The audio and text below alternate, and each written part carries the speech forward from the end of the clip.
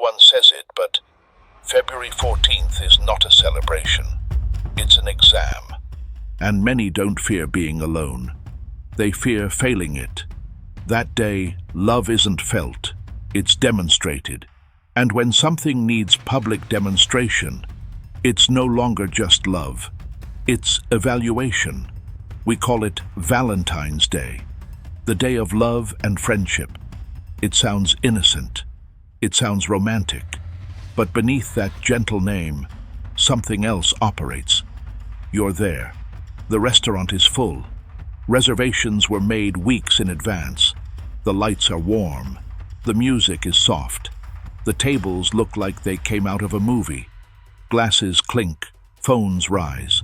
Photos are taken before the food gets cold. You smile. You toast. You post. And for a moment, you feel it. You feel like you're doing the right thing, that you're where you're supposed to be, that your life fits the scene. But underneath all of that, there's something quieter, something that isn't said out loud. Because that night you're not just celebrating, you're comparing.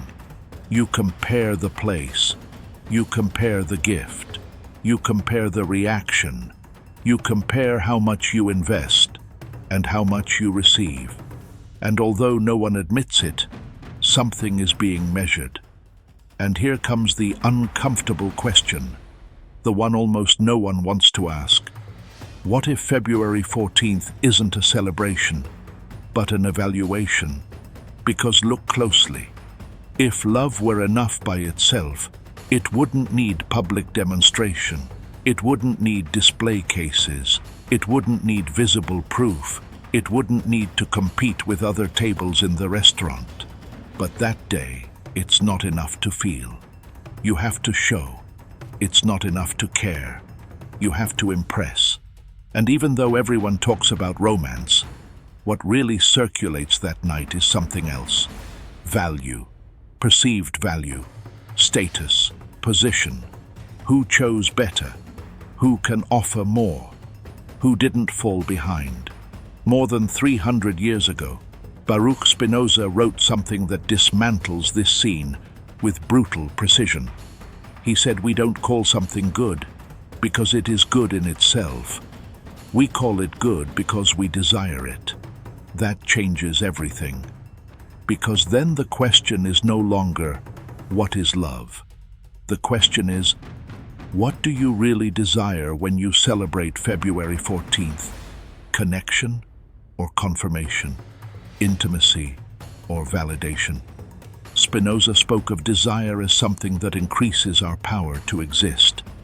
We feel more alive when something reinforces our sense of worth. And that's not bad. What's dangerous is not understanding it, because when you don't understand why you desire something, you become an instrument of that desire. And this date is the perfect stage. It's no coincidence that it's lived in public. It's no coincidence that it's documented. It's no coincidence that it's displayed. That day love stops being intimate. It becomes visible. And what is visible enters comparison.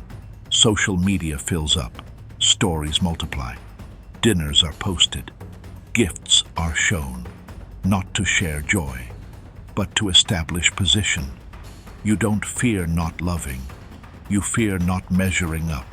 You fear being the only one without a reservation, the only one without an expensive gift, the only one without the perfect photo. And although no one says it, the thought appears quietly. Am I with someone who increases my value or decreases it? It doesn't sound romantic, but it's real. And once you see it, you can't unsee it. Because February 14th doesn't just reveal relationships. It reveals invisible hierarchies. And the market understands this very well. It always has. The dinner isn't just dinner. It's a signal. The gift isn't just a gift. It's a message. The post isn't just a memory. It's an announcement. Here, it's not only affection that is exchanged. Status is exchanged. And status, though no one wants to admit it, is a powerful currency. Spinoza would say we are trapped in inadequate ideas, beliefs we adopt without examining them. We celebrate love, but we don't analyze the desire that sustains it. And when the desire is validation, the ritual becomes a market, not an explicit market. No one puts prices on a tag, but the codes are there. How much you spend, where you book, what you give, what you post. Everything communicates, and everything is interpreted. And even if you say you don't care, something inside you watches, because no one wants to be the one who couldn't, the one who didn't make it, the one who wasn't enough. And so what began as an intimate celebration ends up functioning as a collective display window, a night where love is exhibited, and what is exhibited is compared. And when something is compared, it gets ordered. Higher, lower, better choice, worse choice. Without anyone announcing it, February 14th becomes an invisible leaderboard. No one needs to tell you. You feel it. You feel it when you look at other tables, when you see other stories, when you check who posted what. And suddenly, the night stops being intimate. It becomes public. And what is public always has rules. Spinoza understood that human beings rarely act from clear understanding.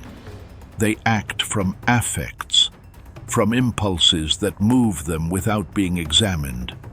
We believe we choose freely, but often we are simply responding to pressures we don't recognize.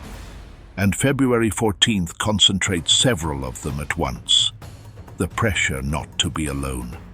The pressure to prove you chose well. The pressure not to seem insufficient.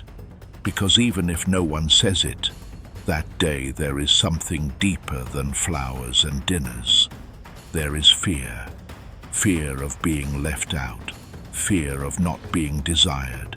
Fear of discovering that, in the emotional marketplace, your value is not what you imagined. It sounds harsh, but look at how the environment behaves. The most expensive places fill up first. The most visible gifts are celebrated more. The flashiest posts get more attention, not because the love is more intense, but because the symbol is more powerful. And in a culture where the visible defines the real, the symbol weighs more than the emotion. Here the market doesn't just sell products, it sells narrative. It sells the idea that if you invest enough, if you organize the perfect scene, if you produce the right image, then your relationship is worth more. And when value is measured, love stops being refuge. It becomes performance. Economic performance, social performance, emotional performance. It's not enough to love. You have to live up to the collective standard. Spinoza would say we are confusing cause and effect. We call love what is actually a desire for affirmation. And it's not that love doesn't exist. It does. But it gets mixed with something more primitive.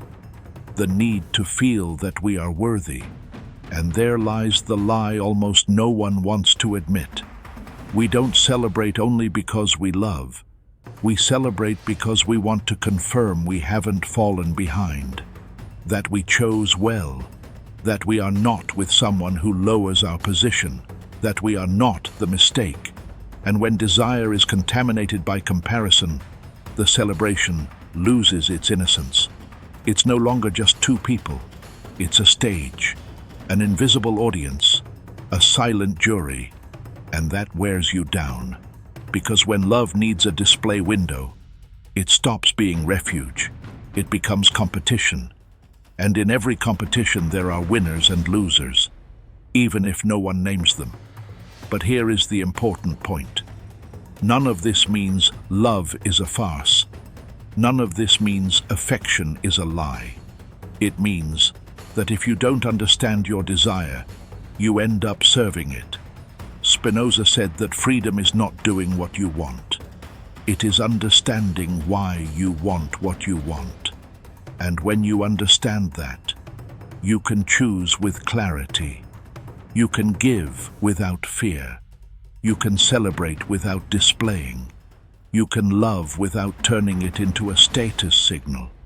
There is nothing wrong with a dinner. There is nothing wrong with a thoughtful gesture. What's dangerous is needing the world to see it in order to feel that it's real. What's dangerous is letting your sense of worth depend on a date, on a post, on a comparison. February 14th has no power by itself. The power appears when you hand it your inner measure, when you allow that day to determine whether you measure up or not. But your value does not increase because someone applauds it. And it does not decrease because no one posts it. The market can set prices. It cannot set dignity. And the day you understand that, the display window loses its force. You can celebrate if you want. You can choose not to. But you are no longer playing the same game. You no longer need to prove. You no longer need to compete. Because you understand that authentic love is not measured in visibility. It is measured in coherence. And coherence does not need a stage. So if this February 14th you decide to go out consciously. If you decide to give without hidden calculation. If you decide to love, do it without turning it into a spectacle. And if you decide to do nothing, let it not be out of shame. Let it be out of clarity. Because the lie is not that love doesn't exist.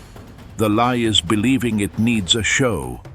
And when you stop confusing validation with affection, you recover something the market cannot sell, your dignity. And from there, you no longer fear the evaluation, because you are no longer in competition. You are in awareness. It's not just a dinner, it's an elegant battlefield. And every February 14th leaves a fallen soldier, not from lack of love, but from lack of perceived value.